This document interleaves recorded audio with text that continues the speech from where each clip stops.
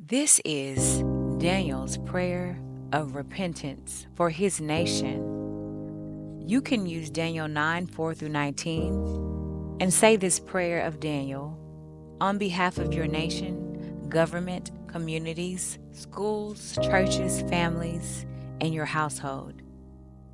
As you meditate on the Word of God, substitute any entity that you are praying on behalf of in the place of any person or group the Word of God is referring to. For example, if the Word of God refers to all of Israel breaking God's laws, if you are praying in proxy for your nation, then use the name of your nation instead of Israel. Or if you are standing in proxy for your family, then you will change any reference to a biblical name to your family's name. Let's pray. Lord, you are a great and awesome God. You always fulfill your covenant and keep your promises of unfailing love to those who love you and obey your commands.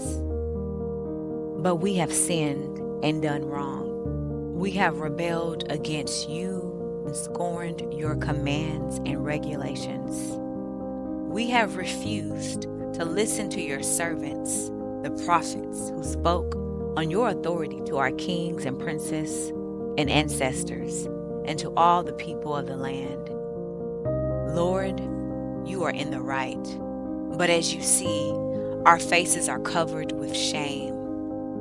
This is true of all of us, including the people of Judah and Jerusalem and all Israel, scattered near and far.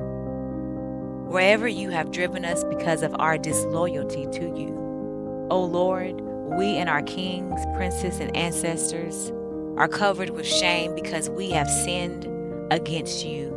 But the Lord our God is merciful and forgiving, even though we have rebelled against him. We have not obeyed the Lord our God, for we have not followed the instructions he gave us through his servants, the prophets. All of Israel has disobeyed your instruction and turned away, refusing to listen to your voice.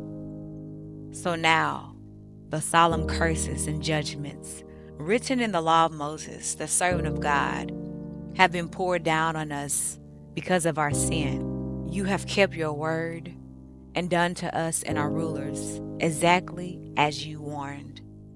Never has there been such a disaster as happened in Jerusalem. Every curse written against us in the law of Moses has come true. Yet we have refused to seek mercy from the Lord our God by turning from our sins and recognizing his truth. Therefore, the Lord has brought upon us the disaster he prepared. The Lord our God was right to do all of these things, for we did not obey him. O Lord our God, you brought lasting honor to your name by rescuing your people from Egypt in a great display of power. But we have sinned and are full of wickedness. In view of all of your faithful mercies, Lord, please turn your furious anger away from your city, Jerusalem, your holy mountain. All the neighboring nations mock Jerusalem and your people because of our sins and the sins of our ancestors. O our God, hear your servant's prayer. Listen as I plead. For your own sake, Lord, smile again on your desolate sanctuary. O my God, lean down and listen to me. Open your eyes and see our despair. See how our city, the city that bears your name, lies in ruins. We make this plea not because we deserve help, but because of your mercy. O Lord, hear. O Lord, forgive. O Lord, listen and act. For your own sake, do not delay. O my God, for your people and your city bear your name. In Jesus' name I pray. Amen.